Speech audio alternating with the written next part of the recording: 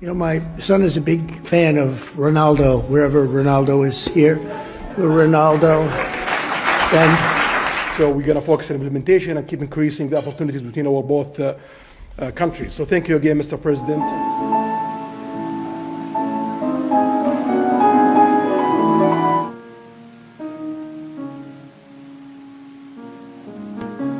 This room is loaded up with the biggest leaders in the world, business, sports. You know, my son is a big fan of Ronaldo, wherever Ronaldo is here. We're Ronaldo.